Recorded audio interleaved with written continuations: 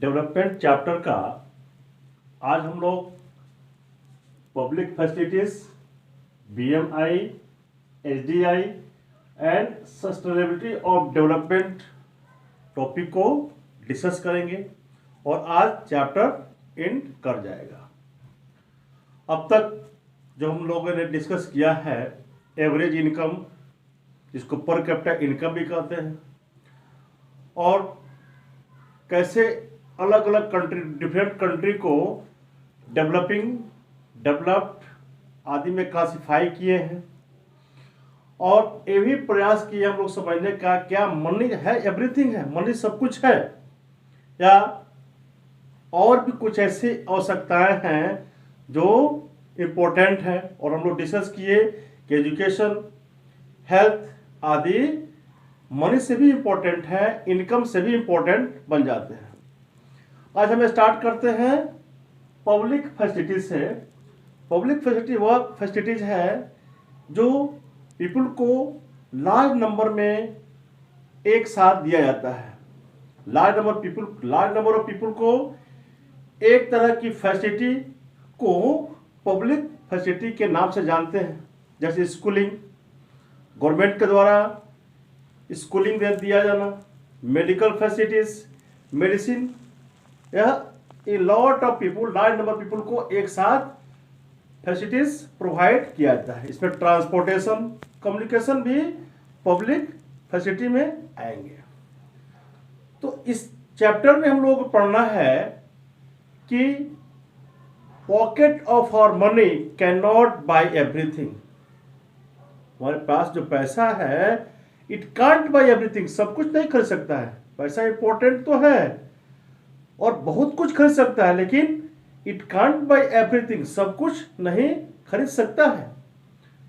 जैसे for example market में अगर मेडिसिन अच्छा नहीं मिलता है तो पॉकेट का मनी नहीं खरीद सकता है, वही जो मार्केट में है उसी को खरीद सकते हैं।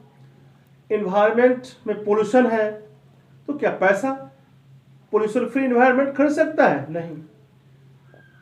या समाज में इन्फेक्शियस डिजीज है तो यह सब चीज पैसा से, only money can not buy these things. उसके लिए हमको जगह चेंज करना पड़ेगा। जब पोल्यूशन फ्री इन्वायरमेंट चाहिए तो जगह को चेंज करना पड़ता है। तत्काल पैसा पोल्यूशन फ्री इन्वायरमेंट को नहीं खरीद सकता है। बाजार में एडल्ट्रेटेड या डुप्लीकेट सामान बिकते हैं तो खरीदना पड़ेगा, सबके लिए है। तो कुछ ऐसे चीज हैं जो केवल पैसा से नहीं खरीद सकते हैं, पैसा उसको खरीदने के लिए काफी नहीं है। अच्छा इन्वायरमेंट नहीं है, बच्चा वहां नहीं पढ़े, बच्चा को पढ़ने के लिए, तो फिर उसको पैसा से नहीं खरीद सकते हैं। तभी होगा जब उस जगह को बदलकर दूसरा जगह जाना पड़ेगा।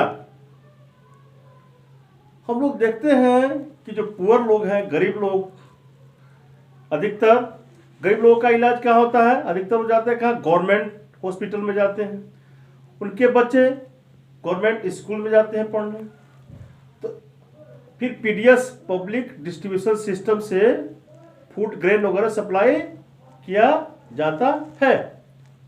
तो अगर जो जिस स्टेट में या इस मोरालिटी है, ऑनेस्टली इसको प्रोवाइड किया जा रहा है, वहां पर ठीक है। लेकिन बहुत ऐसे स्टेट्स हैं जिसमें ऑनेस्टली प्रोवाइड नहीं किया जाता है। साउथ इंडिया के कुछ स्टेट्स हैं, साउथ इंडियन स्टेट्स में हम लोग देखे हैं कि बहुत ही ऑनेस्टली PDS का डिस्ट्रीब्यूशन, जिसमें लोगों को राशन शॉप से राशन मिलता है, वेरी लो कॉस्ट पर मिलता है।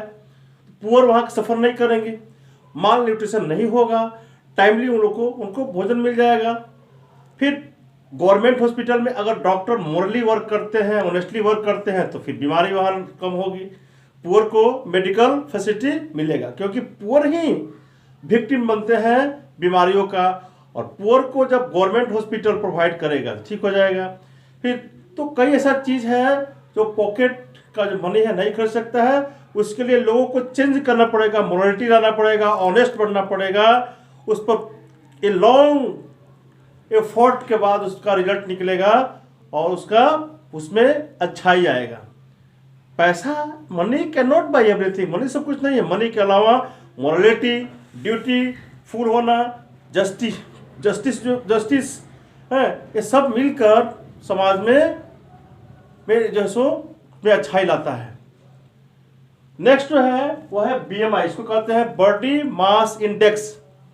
बॉडी मास इंडेक्स एक ऐसा यूनिट है जिससे पता लगता है कि लोग को माल न्यूट्रिशन है या लोग को लोग ओवरफेड है या लोगों को अंडरफेड है, लोगों को भोजन मिलता है, ज़्यादा भोजन मिलता है या कम भोजन मिलता है या एवरेज। उसको BMI बॉडी मास इंडेक्स से पता करते हैं कि लोगों को कितना मात्रा में, how much food is being provided to people. Body mass index से पता लगता है कि लोगों को कितना भोजन मिलता है। और बॉडी मास कितना होना चाहिए BMI 18.5 से लेकर 25 होना चाहिए। तो बॉडी मास BMI निकालते कैसे हैं? उसके लिए किसी व्यक्ति का वेट लेते हैं केजी में, वेट को केजी में लेते हैं। जैसे मान लीजिए किसी का वेट केजी में 50 केजी है और फिर उसका हाइट लेते हैं मीटर में, हाइट मीटर, मान लीजिए किसी का हाइट 1.5 मीटर है, 1.5 मीटर, तो हाइट का स्क्वायर लेते हैं मीटर में, मीटर हाइट का स्क्वायर और केजी। और इसको सोल्व करेंगे तो क्या होगा, 50 बाई इसको बनाएंगे तो 2.25, डिसिमल हटेगा तो 100 होगा और इसको काटेंगे तो 22.2 आएगा, 22.2 आएगा। इसको सोल्व करेंगे तो ठीक है, मतलब 18.5 से 25 के बीच में अगर BMI है तो एवरेज है, 25 से ज़्यादा है मतलब पर्सन ओवरफेड है, अधिक भोजन करता है, और 18.5 से कम है तो वहाँ एनफ सफिशिएंट भोजन प्रोवाइड नहीं होता है। इससे हम लोग जानते हैं कि लोगों को कितना मात्रा में भोजन मिलता है। नेक्स्ट हो गया HDI, ह्यूमन डेवलपमेंट इंडेक्स। ये बहुत ही इंपॉर्टेंट टर्म है। इस HDI के ह्यूमन डेवलपमेंट इंडेक्स, इसी के हेल्प से हम लोग कंट्री को कंपेयर करते हैं कि डेवलपमेंट में किसी कंट्री का क्या रैंक है, किस कंट्री का डेवलपमेंट कितना है। और इसमें यही रियल एक्चुअल डेवलपमेंट को दिखाता है। इसमें क्या क्या इंक्लूड रहता है, इसमें पर कैपिटा इनकम रहता है, और केवल पर कैपिटा इनकम ही नहीं, वहाँ पर नेट एटेंडेंस रेशियो रहता है, लिटरेसी रेट क्या है वहाँ का, लिटरेसी रेट का, पर कैपिटा इनकम का, और दूसरा लाइफ एक्सपेक्टेंसी, मतलब लोग एवरेज लोग कितना साल जिंदा रहते हैं। जैसे 50 ईयर, कोई 60 ईयर, एवरेज लोगों का लाइफ एक्सपेक्टेंसी क्या है, एवरेज लोग कितना साल जिंदा रहते हैं। मान लो तो एवरेज निकाल लेते हैं कितना लोग साल जिंदा रहते हैं, वो देखते हैं, पर कैपिटा इनकम देखते हैं, और उसके बाद लिटरेसी देखते हैं, नेट एटेंडेंस रेशियो देखकर तो ओवरऑल निकालते हैं, और इसी के आधार पर किसी भी कंट्री का डेवलपमेंट का रैंक देते हैं। रैंकिंग, डेवलपमेंट का रैंकिंग HDI के आधार पर होता है।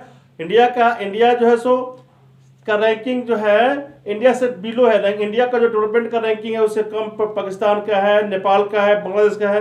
लेकिन श्रीलंका का जो HDI रैंक है वो इंडिया से बेटर है। श्रीलंका बहुत छोटा कंट्री हमारे बगल में है, लेकिन श्रीलंका का HDI human development index India से बेटर है। तो यह HDI बताता है किसी देश, किसी कंट्री का एवरेज इनकम को, एवरेज है किस चीज़ का, एवरेज इनकम का, और लाइफ एक्सपेक्टेंसी का, लिटरेसी का, नेट एटेंडेंस रेशियो का एवरेज निकाला जाता है। तब तो किसी देश में देखा जाता है वो कितना डेवलपमेंट कर चुका है। तो HDI हो गया। इसको UNDP इंटरनेशनल संस्था है, UNDP इसको अनाउंस करता है हर साल कि किस देश का कितना रैंकिंग पहुंचा, किसी देश का रैंकिंग आगे गया या कम हुआ, इसको UNDP के द्वारा अनाउंस किया जाता है, पब्लिश किया जाता है। लास्ट जो टॉपिक है सस्टेनेबिलिटी ऑफ डेवलपमेंट, हम लोग ज्योग्राफी में पढ़ चुके हैं। सस्टेनेबिलिटी क्या है, सस्टेनेबल डेवलपमेंट हम लोग पढ़े हैं, उसी से बना है सस्टेनेबिलिटी। सस्टेनेबल का मतलब होता है सस्टेनेबल डेवलपमेंट। चलिए पढ़िए क्या है सस्टेनेबल डेवलपमेंट का मतलब होता है ऐसा डेवलपमेंट जो इन्वायरमेंट को नुकसान नहीं पहुंचाए। और सेकंड क्या है कि फर्स्ट ये हो गया, और सेकंड में देखते हैं कि भविष्य के लिए, फ्यूचर के लिए भी बचा कर रखा हुआ है कि नहीं। फ्यूचर के लिए बचा के रखना है, और फर्स्ट हो गया सेकेंड, और दूसरा क्या हुआ कि कितना डेवलप फ्यूचर के लिए बचा के रखना है, फर्स्ट हो गया। और सेकेंड क्या हुआ कि इन्वायरमेंट को भी नुकसान नहीं पहुंचाना है। इससे निकलता है किसी भी, उसको कहते हैं सस्टेनेबल डेवलपमेंट। तो आज का डेवलपमेंट लोग कहते हैं सस्टेनेबल नहीं है। आज जो कई डेवलप्ड कंट्री है, जैसे यूरोप वगैरह है, यूरोपियन कंट्रीज है, अमेरिका वगैरह है, तो डेवलप्ड कंट्री क्या कर रहा है, अपने रिसोर्स को यूज कर रहे हैं। जैसे अंडरग्राउंड वाटर इरिगेशन कर रहे हैं, तो अंडरग्राउंड वाटर का यूज कर रहे हैं। अंडरग्राउंड वाटर का यूज करिएगा तो अंडरग्राउंड वाटर का लेवल कम होगा। मान लीजिए वहाँ पेट्रोलियम है, यूज करते, पेट्रोलियम कम होगा। कोल का यूज कर रहा है, रिसोर्स का यूज कर, रिसोर्स कम होगा। और जो कंट्री जैसे अफ्रीकन कंट्री और कुछ एशियन कंट्री है, तो वहाँ डेवलप नहीं आया है, वहाँ का रिसोर्स बचा हुआ है, और जब डेवलप करेगा, जब रिसोर्स यूज करेगा तो भी डेवलप होगा। और आज जो डेवलप है उनका रिसोर्स समाप्त हो जाएगा, दूसरे देश पर डिपेंड कर जाएंगे। तो यह कहा जा रहा है कि आज का डेवलप कंट्री है वो हमेशा डेवलप नहीं रहेंगे, वे पुअर हो जाएंगे, क्योंकि जब एक समय आएगा कि उनका रिसोर्स समाप्त हो जाएगा, और फिर रिसोर्स का यूज कर रहे हैं, रिसोर्स को एक्सप्लॉइट कर रहे हैं, और जो जिस कंट्री बचा हुआ है वह यूज करेगा और डेवलप होगा। तो यह हो गया सस्टेनेबिलिटी ऑफ डेवलपमेंट। आज 4 पॉइंट को डिस्कस किए, public facilities, BMI, SDI and sustainability of development. Chapter and कर रहा है डेवलपमेंट का, डेवलप जो चैप्टर जो है टाइटल है, और उसका सभी टॉपिक पार्ट 1 और पार्ट 2 में डिस्कस कर चुके हैं। अब पार्ट 3 होगा, और इसको आप लोग देखें। Thank you very much.